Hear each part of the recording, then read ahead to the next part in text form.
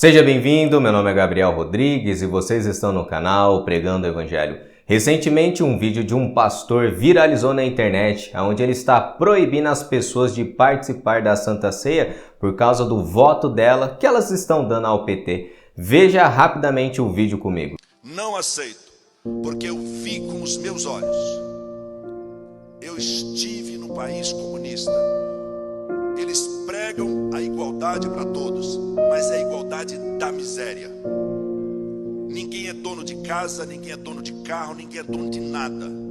E eu ouço crente dizer assim: vou votar no Lula.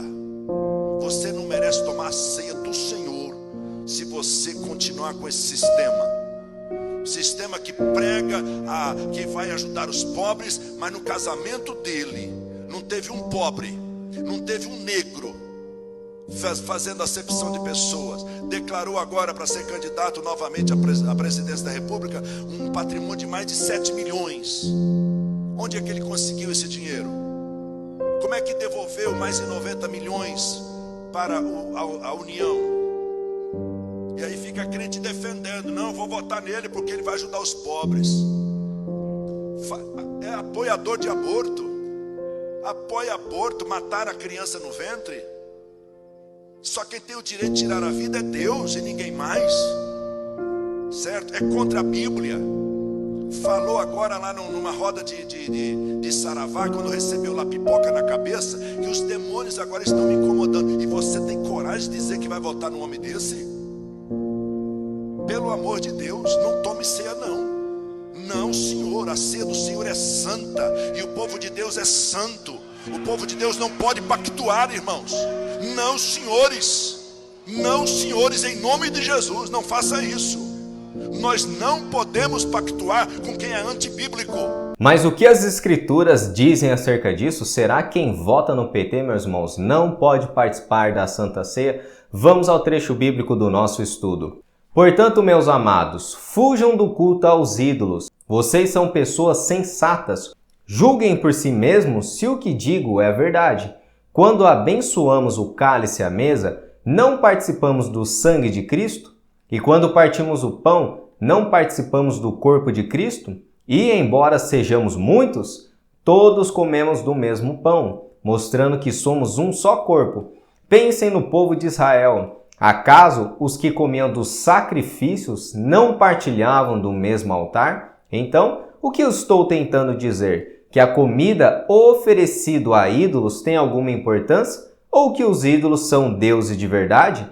De maneira nenhuma. Estou dizendo que esses sacrifícios são oferecidos a demônios e não a Deus. E não quero que vocês tenham parte com demônios. Vocês não podem beber do cálice do Senhor e também do cálice de demônios. Não podem participar da mesa do Senhor e também da mesa de demônios. Acaso nos atreveremos a despertar o ciúme do Senhor? Somos mais fortes que Ele? Tudo é permitido, mas nem tudo convém. Tudo é permitido, mas nem tudo traz benefícios. E a carta de Coríntios é uma das cartas mais antigas escrita pelo apóstolo Paulo, depois de Tessalonicenses e Gálatas. E através dessa carta nós conseguimos entender muitas coisas acerca da igreja primitiva. E no capítulo 10, nós chegamos a uma conclusão chocante, que qualquer pessoa que está lendo desapercebida esse texto não irá notar, mas o leitor atento ficará chocado.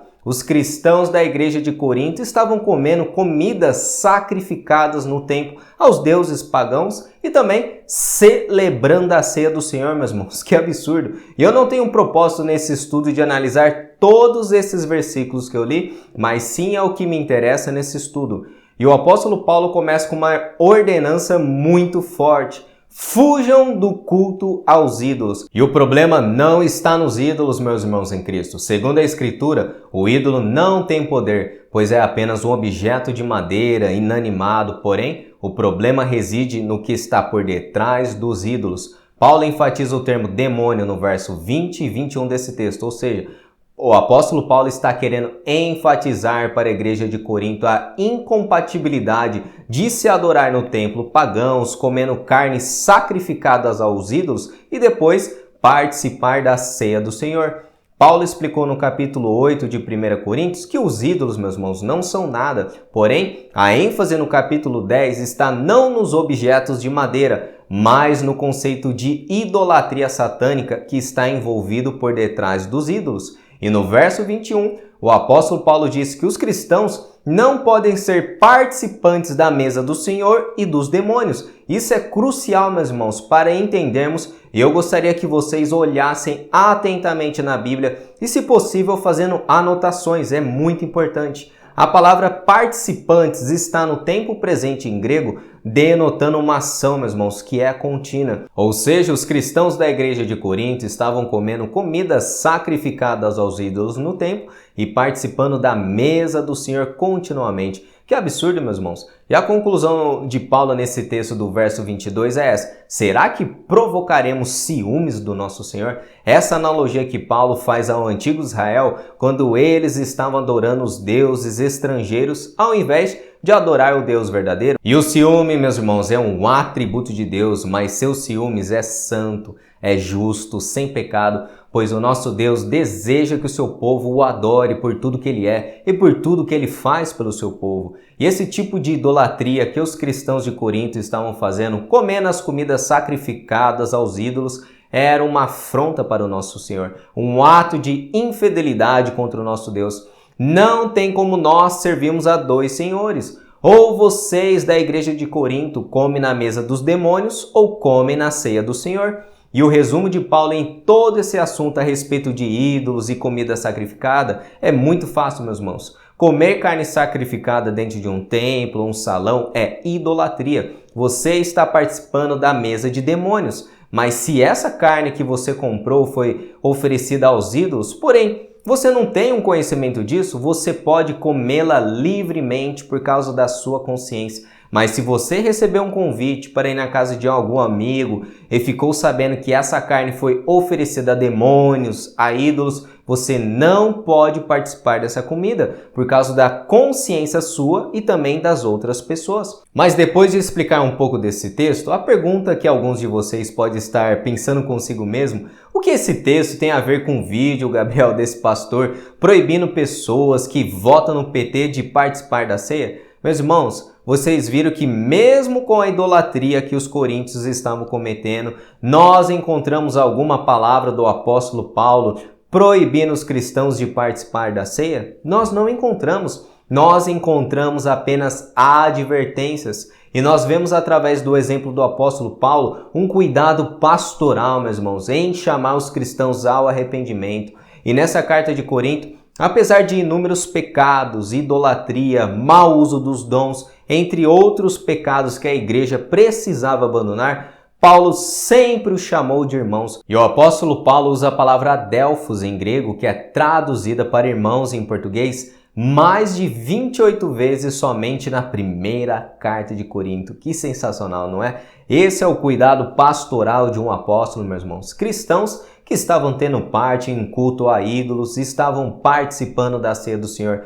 Quantos de nós ficariam escandalizados com isso nos nossos dias, não é verdade? Aquilo estava causando muito escândalo em crentes fracos na igreja também. Porém, o apóstolo Paulo, desde o capítulo 8, do capítulo 9, no capítulo 10, até chegar no capítulo final 11, expressa advertências de participar da ceia de uma maneira indigna. E qual foi a admoestação final do apóstolo, meus irmãos? Veja o texto bíblico. Portanto, examinem-se antes de comer do pão e beber do cálice, pois, se comem do pão ou bebem do cálice sem honrar o corpo de Cristo, comem e bebem julgamento contra si mesmo. Por isso, muitos de vocês estão fracos e doentes e alguns até adormeceram. E a questão de quem deve participar da ceia é muito mais importante de como participar dela. Paulo ensinou aos coríntios que participar da ceia, meus irmãos, é dar um testemunho de participar da morte, do corpo e do sangue de Cristo. Então fica evidente através desse texto que a igreja precisa exigir que todas as pessoas que desejam celebrar a ceia do Senhor sejam crentes batizados e já tenham professado uma fé pública na igreja. Porém, a igreja não pode enxergar o íntimo de cada pessoa que participa da ceia, porém, que esse texto, meu irmão, seja de alerta para as pessoas que participam indignamente da ceia do Senhor. Se você se atentar no final desse texto, Paulo fala que muitos da igreja de Corinto estavam adormecendo, é um eufemismo para a morte, pelo fato de participar da ceia de uma maneira indigna. É um ato, meus irmãos, espiritual, mas é muito sério. E as igrejas tradicionais como a Batista, Presbiteriana e inúmeras Assembleias de Deus não dão a Santa Ceia para incrédulos, pois os mesmos não sabem discernir o pão e o cálice, e se comem e bebem é para o seu próprio juízo. E tendo dito isso, após analisarmos os textos que eu expliquei e o seu significado e o tratamento que o apóstolo Paulo deu para a igreja de Corinto, então devemos privar os crentes que estão apoiando o PT de não participar da ceia do Senhor, meus irmãos, de maneira nenhuma. Creio que nesse vídeo faltou o cuidado pastoral que deve se ter com cada membro individual da igreja, pois mesmo com todos os pecados da igreja de Corinto, a idolatria, participando de sacrifícios a demônios e também participando da ceia do Senhor, o apóstolo Paulo não escreveu uma palavra, meus irmãos, de proibição para aqueles crentes que estavam indo ao templo pagão, comendo carne sacrificada aos ídolos. Nós vemos uma exortação amorosa do apóstolo Paulo que ele se arrependesse de tal conduta e participasse de uma maneira digna na ceia do Senhor. E qual a atitude que os pastores devem ter e quem apoia o PT e partidos comunistas? De exortação. Pois eu mesmo conheço inúmeros casos de pessoas que vão votar no Lula porque não gostaram da gestão do governo Bolsonaro. Porém, a pessoa não apoia aborto, não apoia feminismo, ideologia de gênero, mas ela está votando em um partido que é totalmente contrário à fé que ela professa. E isso realmente é muito triste, porém, nós definimos a fé de uma pessoa pelo voto que ela dá. Será que nós vamos dar ceia do Senhor somente para os bolsonaristas? Fica complicado, meus irmãos, definirmos quem toma ceia através de um viés político. Se nós olharmos atentamente para o texto de 1 Coríntios, onde nós estamos estudando, Paulo está censurando a igreja, pois quando eles estavam participando da ceia, cada um comia descontroladamente, não tinha amor e paciência de esperar o outro irmão, era somente um banquete. E aquele ato simbólico, espiritual de participar da ceia do Senhor tinha perdido. E eu faço a pergunta para esses pastores: e os crentes na igreja que estão em adultério, outros irmãos que não têm respeito com outros irmãos na fé, e eles estão participando da ceia? Porque só o fato da pessoa que, por exemplo, está votando em um partido esquerdista, não justificando, meus irmãos, não pode tomar ceia.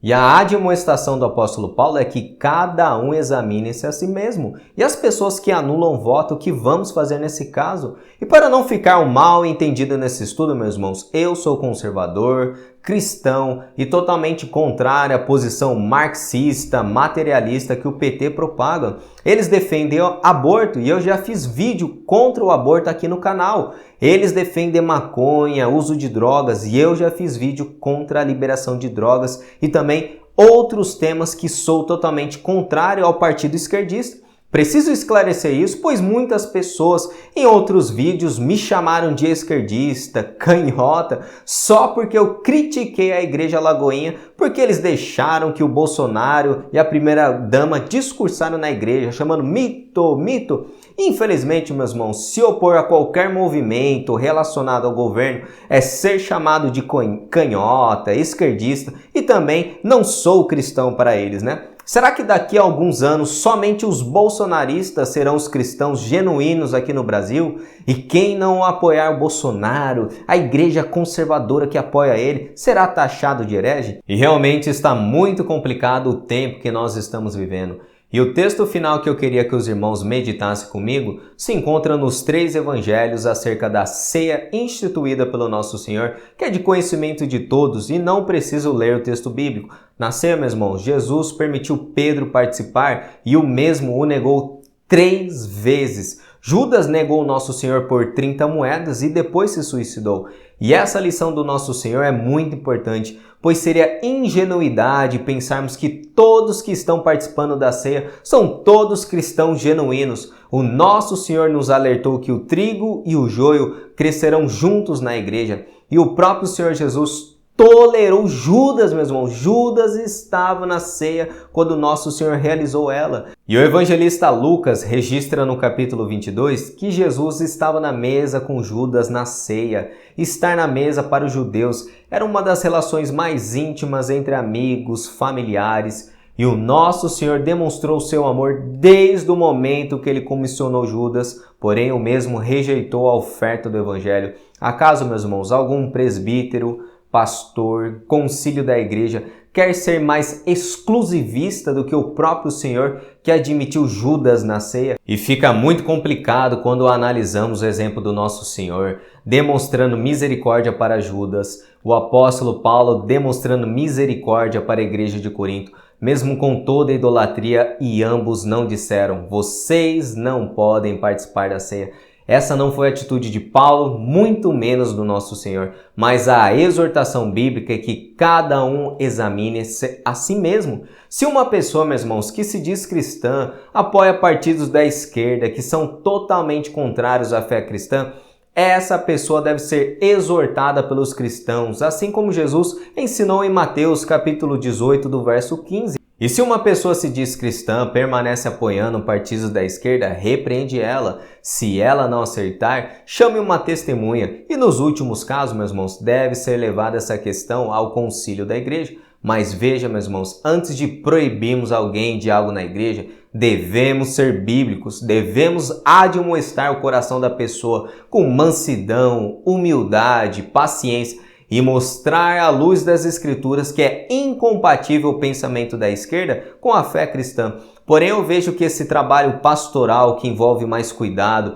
muitos que se dizem pastores ainda não estão aptos para ter esse chamado. E eu não sou pastor, mas quando eu olho para as qualificações que Paulo menciona para Timóteo acerca do pastorado, eu vejo que muitos pastores não têm essas qualificações. Veja o que o apóstolo Paulo disse: o servo do Senhor não deve viver brigando, mas ser amável com todos, apto a ensinar e paciente. Instrua com mansidão aqueles que se opõem, na esperança que Deus os leve ao arrependimento, e assim conheçam a verdade. E se um pastor não está apto para ensinar, não é paciente, não é manso com seus membros fracos na igreja, que apoiam partidos contrários à fé, esse pastor deve rever o seu chamado. Por isso, meus irmãos, eu vejo que o chamado pastoral é muito mais sério do que as pessoas imaginam. Se para um médico ou cirurgião se formar em 6 anos